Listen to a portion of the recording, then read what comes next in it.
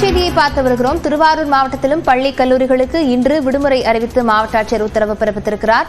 விவரங்களுடன் செய்தியாளர் ராஜசேகர் இணைந்திருக்கிறார். ராஜசேகர், எந்தெந்த பகுதிகளில் மழை அதிகமாக இருக்கிறது? திருவாரூர் மாவட்டம், அதே போன்று மயிலாடுதுறை, நாகப்பட்டினம் மாவட்டங்களுக்கு இன்று ரெட் அலர்ட் என்பது விடுக்கப்பட்டிருக்கிறது. இந்த நிலையில திருவாரூர் மாவட்டத்துல நேற்று காலை முதல் வானம் என்பது மேகமூட்டத்துடன் காணப்பட்டு வந்த நிலையில இன்று அதிகாலை முதல் மாவட்டத்தின் பல்வேறு பகுதிகளில் பரவலாக மிதமான மழை என்பது பெய்து வருகிறது. திருவாரூர் பழைய பேருந்து நிலையம், அதே போன்று வடபாதிமங்கலம், திருத்துறைப்பூண்டி, சேந்தமங்கலம், கங்கலாஞ்சேரி உள்ளிட்ட மாவட்டத்தின் பல்வேறு பகுதிகளில் தற்பொழுது வரை மிதமான மழை என்பது பெய்து வருகிறது. இந்த மிதமான மழையின் காரணமாக திருவாரூர் மாவட்டத்தில் உள்ள பள்ளி மற்றும் கல்லூரிகளுக்கு விடுமுறை அறிவித்து மாவட்ட ஆட்சியர் சாருஸ்ரீ உத்தரவு பிறப்பிச்சிருக்காங்க.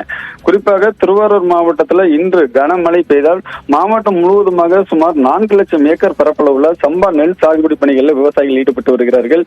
இதுல 40 to 45 நாட்களான பயிர்கள் என்பது தொடர் கனமழை பெய்தால் மிகப்பெரிய அளவில் பாதிக்கப்படும். ஏற்கனவே கடந்த ஒரு வார காலத்திற்கு முன்பு பெய்த மழையில் அந்த பயிர்கள் என்பது மூழ்கக்கூடிய ஒரு நிலை ஏற்பட்டது. மீண்டும் 4 நாட்களாக மழை இல்லாத நிலையில் அந்த மழை நீரை வடிய வைத்த விவசாயிகள் தற்பொழுது இன்று காலை முதல் மிதமான மழை என்பது பெய்து வருகிறது. இந்த கனமழை அதிக கனமழையாக தொடர்ந்தால் மிகப்பெரிய அளவில் விவசாயம் என்பது பாதிக்கப்படக்கூடிய சூழல் உருவாகும்.